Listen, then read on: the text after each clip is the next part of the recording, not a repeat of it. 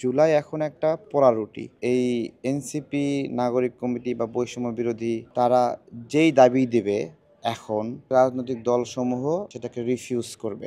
এটা ফ্যাসিবাদী সরকারের সময় অনেক দল জোটবদ্ধভাবে তাদেরকে সমর্থন করেছিল, যাদের এখন রাজনীতি করার স্পেসটা খুব কম। এবং পুরনো অনেক দল বিলুপ্তর পথে, যাদের নিবন্ধন আছে। তো দেখা যাচ্ছে নিবন্ধিত রাজনৈতিক দলের মধ্যে খুব অল্প কয়েকটা দল এখানে ফাংশন করছে।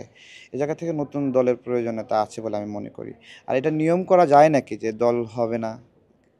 একটা গোষ্ঠী এসে বলছে আমরা একটা রাজনীতি করব। তাদের এই অধিকার তো সংবিধান দিয়েছে। এটাকে অপছন্দ করা, ঘৃণা করার সুযোগ কম।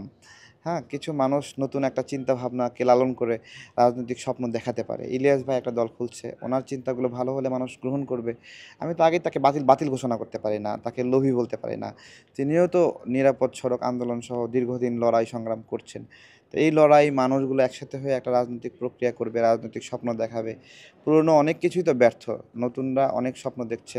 তারা ব্যর্থ, তারা যদি না পারে মানুষ রিজেক্ট করবে, ভোট দেবে না। এটাই তো। একটা নামে দল থাকলে দেশের ক্ষতি নাকি?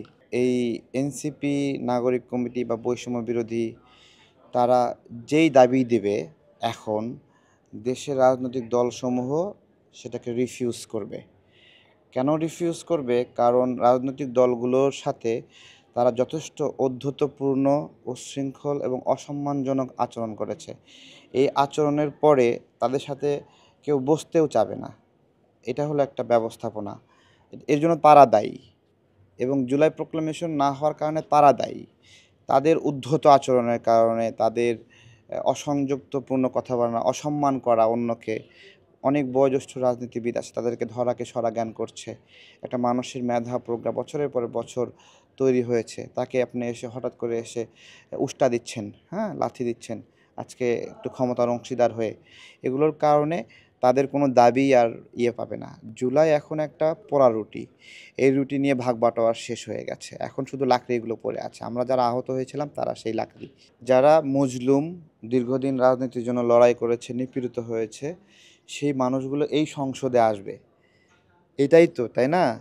তাহলে এই সংসদে তারা যত দ্রুত আসবে তত দেশের জন্য ভালো। এটাই আর কি। যত সময় যাবে এই আন্দোলন সংগ্রামের স্মৃতিগুলো আস্তে আস্তে মুছে যাবে, ভুলে যাবে। তখন আবার যারা অত্যাচার করছে তারা আসার সুযোগ পাবে।